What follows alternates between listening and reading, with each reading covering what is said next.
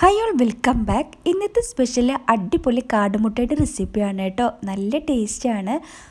ചൂട് ചായൻ്റെ കൂടെയൊക്കെ കഴിക്കാനായിട്ട് നല്ല അടിപൊളി ടേസ്റ്റാണ് കേട്ടോ. വളരെ ഈസി ആയിട്ട് നമുക്ക് ഉണ്ടാക്കിയെടുക്കാൻ പറ്റും. അതിന് വേണ്ടിയിട്ടാണ് ഇവിടെ കുറച്ച് മുട്ട പുഴുങ്ങിയെടുത്തിട്ടുണ്ട്. ഇനി നമ്മൾ അതിലോട്ട് 1 ടീസ്പൂൺ മുളക് പൊടി, 1/4 ടീസ്പൂൺ മഞ്ഞൾപ്പൊടി, 1/4 ടീസ്പൂൺ ഗരം മസാലപ്പൊടി, ഒരു നുള്ള് പെരുംജീരകപ്പൊടി, 1/4 ടീസ്പൂൺ കുരുമുളക് പൊടി, ആവശ്യത്തിന് ഉപ്പും ചേർത്ത് നന്നായിട്ടൊന്ന് 1 ടീസ്പൂൺ ഓയിൽ ഒഴിച്ചെടുത്തിട്ട് നമുക്കൊന്ന് വഴറ്റിയിട്ടെടുക്കണം. നല്ല റോസ്റ്റ് ഉണ്ടാക്കിയെടുക്കാൻ വേണ്ടിയിട്ടാണ്. കരിഞ്ഞു പോവാതെ ലോ ഫ്ലെയിമിലിട്ടിട്ട് വേണം നമ്മൾ റോസ്റ്റ് എടുക്കാൻ വേണ്ടിയിട്ട് വഴറ്റിയിട്ടെടുക്കേണ്ടത്. കൂടുതൽ നേരം നമ്മൾ റോസ്റ്റ് ആക്കിയിട്ട് എടുക്കുമ്പോൾ അതൊരു കരിഞ്ഞ ടേസ്റ്റ് ഉണ്ടാവും കേട്ടോ. അപ്പോൾ നമ്മൾ ചെറിയൊരു ബ്രൗൺ കളറായി കഴിഞ്ഞാൽ ഉടനെ തന്നെ നമ്മൾ അതിലോട്ട് എഗ്ഗ് ആഡ് ചെയ്ത് കൊടുക്കണം. ഇനി ആ ഒരു കളറായി വരുമ്പോൾ നമ്മൾ 1 ടീസ്പൂണ് വിനാഗിരി ചേർത്തിട്ട് കൊടുക്കുക, സുർക്ക ചേർത്തിട്ട് കൊടുക്കുക കേട്ടോ. എന്നിട്ട് നന്നായിട്ടൊന്ന് മിക്സ് ചെയ്തതിന് ശേഷം നമ്മൾ പുഴുങ്ങി വെച്ചിട്ടുള്ള കാടമുട്ട അതിലോട്ട് നമ്മൾ ആഡ് ചെയ്ത് കൊടുക്കാം.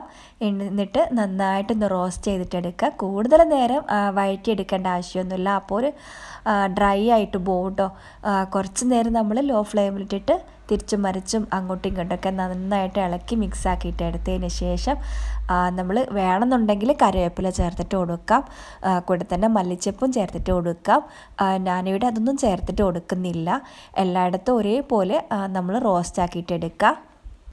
നല്ല ചൂട് കട്ടൻ്റെ കൂടെയൊക്കെ വൈകുന്നേരങ്ങളിലേക്ക് കഴിക്കാനായിട്ട് നല്ല അടിപൊളി ടേസ്റ്റാണ് കേട്ടോ. അതുപോലെ തന്നെ ചോറിൻ്റെ കൂടെ കഴിക്കാനും വെള്ളപ്പത്തിൻ്റെ കൂടെ കഴിക്കാനൊക്കെ നല്ല ടേസ്റ്റാണ് കേട്ടോ. ബ്രേക്ക്ഫാസ്റ്റ് ആയിട്ടും ഉണ്ടാക്കിയെടുക്കാം. 4 മണി ചായൻ്റെ കൂടെയൊക്കെ അങ്ങനെയും നമുക്ക് കഴിക്കാം. അപ്പോൾ നമ്മളുടെ റോസ്റ്റ് ഇവിടെ തയ്യാറായി വന്നിട്ടുണ്ട്. ആ ഒരു എണ്ണ തെളിയുന്നത് വരെ നമ്മളൊന്ന് വഴറ്റിയിട്ടെടുക്കുക. അത്ര മാത്രമേ ഉള്ളൂ കേട്ടോ. പെട്ടെന്ന് നമുക്ക് തയ്യാറാക്കി എടുക്കാൻ പറ്റിയിട്ടുള്ള ഒരു സ്നാക്സും അതേപോലെ തന്നെ ചോറിന് കഴിക്കാൻ പറ്റിയിട്ടുള്ള ഒരു ഫ്രൈ ആയിട്ട് നമുക്ക് അങ്ങനെയും കഴിക്കാം. അപ്പോൾ ഇതെല്ലാം റെഡിയായി വന്നിട്ടുണ്ട്. ഇനിയിപ്പോൾ നമുക്കിതിലോട്ട് എല്ലാം തന്നെ ഒന്ന് ഒരു പ്ലേറ്റിലേക്ക് ഒഴിച്ചിട്ട് കൊടുക്കാം. ഇനിയിപ്പോൾ ഇതെല്ലാം ഒരു ഭംഗിക്ക് വേണ്ടിയിട്ട് നമ്മളിവിടെ ഒരു ടൂത്ത് പിക്ക് വെച്ചിട്ട് കൊടുക്കുവാണ്. കുട്ടികൾക്കൊക്കെ ഇതിങ്ങനെ ഇഷ്ടമാവും. അതായത് ടൂത്ത് പിക്കോ എന്തെങ്കിലുമൊക്കെ ഒരു കോൽ വെച്ചിട്ട് നമ്മൾ കുത്തി വെച്ച് കൊടുക്കുമ്പോൾ ചുട് ചായൻ്റെ കൂടെയൊക്കെ അത് പിടിച്ചിട്ട് കഴിക്കാനാകുമ്പോൾ നല്ലൊരു ഇൻട്രസ്റ്റ് ആയിരിക്കും. അതേപോലെ നല്ല ടേസ്റ്റുമാണ് കേട്ടോ. അപ്പോൾ ഞാനിവിടെ ഇതെല്ലാം ടൂത്ത് പിക്ക് വെച്ചിട്ട് അലങ്കരിക്കുവാണേ. അപ്പോൾ നിങ്ങൾ ഇതുപോലെ ഉണ്ടാക്കി നോക്കിയിട്ടില്ല എന്നുണ്ടെങ്കിൽ തീർച്ചയായിട്ടും ഒന്ന് ഉണ്ടാക്കി നോക്കാം. നല്ല ടേസ്റ്റാണ്.